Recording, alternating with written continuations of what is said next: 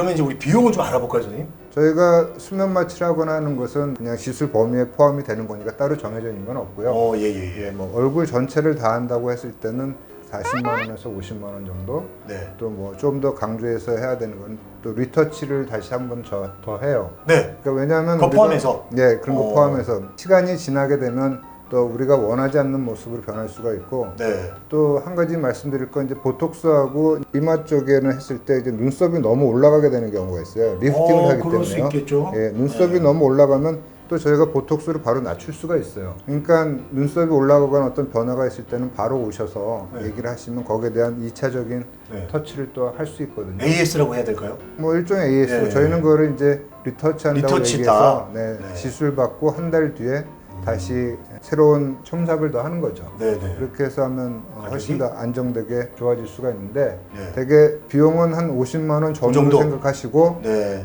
어떤 치료를 더 하느냐에 따라서 좀 차이가 날 수는 있죠. 그 약이 또 다르지 않습니까? 또 여러 보톡스 약도 종류가 많지 않아요? 가격이 다른가요? 보톡스 약이 이제는 네. 보톡스 균주에서 나오는 이제 톡신이죠. 독이기 때문에 네네네. 되게 뭐 효과는 비슷한데 기본적으로 약은 다 똑같다고 생각하시면 됩니다. 그렇게 생각하면 되겠군요. 저도 오늘 이렇게 온 김에 네네.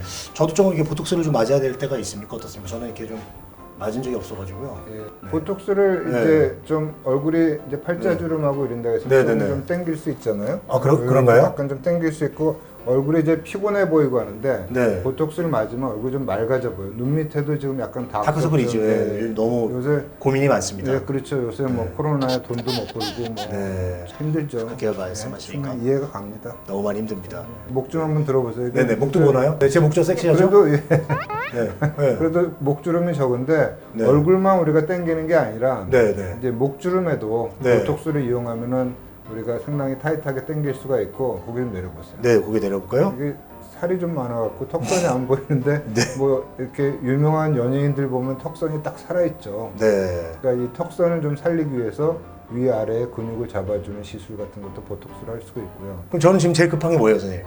여기 잡아주는 거예요? 네, 거기 잡아주는 너무 턱이 없나요? 너무 턱이 뚜렷하지 않은 거죠. 그러니까 목하고 얼굴에 경계가 없어요.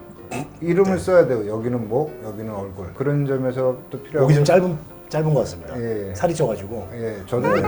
뭐 저도 저 충분히 이해합니다. 그리고 이제 턱 끝에 약간 주름이 생겨요. 턱 끝이요? 여기요? 네, 여기서 큰일 났네 이거. 네, 주름이 생기는데 이게 뭐냐면 입을 담을 때 이게 좀 교합이나 그런 게 안 맞아서 그렇거든요. 그래서 이런 데도 이제 보톡스를 놔주면 턱끝이 좀 살아나고. 빨리 해야겠네. 거기다 필러를 좀 더해주면 턱끝이 좀 V라인이 되죠. 그러니까 우리가 좀 돌출입이라고 하는 경우에 예를 들어서 코끝을 좀 살려주고 필러로 또 턱끝을 코도 필러로 또 그렇죠. 그렇죠. 예. 저는 어떻게 저는 그냥 콧대가 상당히 높으신 편이고 높은 건가요 이게 제가요? 네, 콧대 상당히 높으세요. 근데 저는 끝이 약간 스트레스입니다. 예. 그래서 콧끝만 살짝 살릴 수가 있습니다.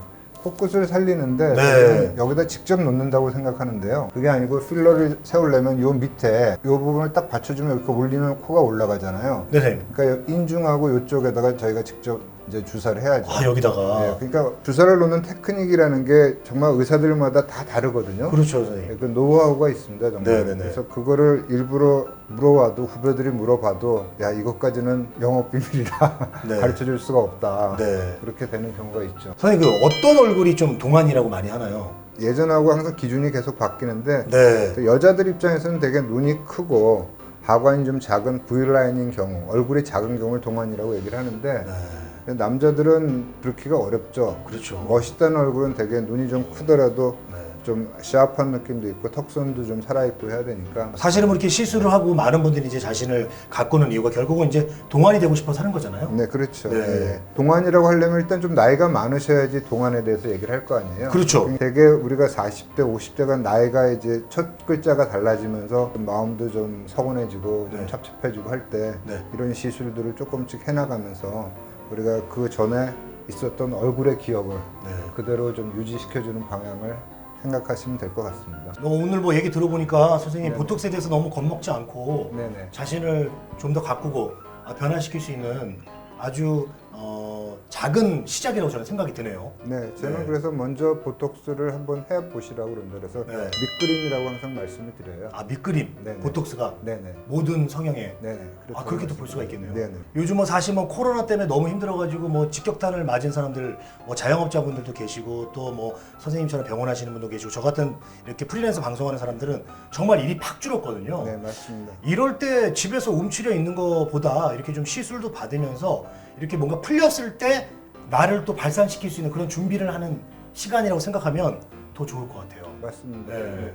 이렇게 힘든 시기에 준비를 해서 좋아진 세상에서 자신을 펼칠 수 있는 그런 시간이 빨리 왔으면 좋겠습니다. 맞습니다. 당신을 변화시켜 드리겠습니다. 정지호의 체인지 체인지 온!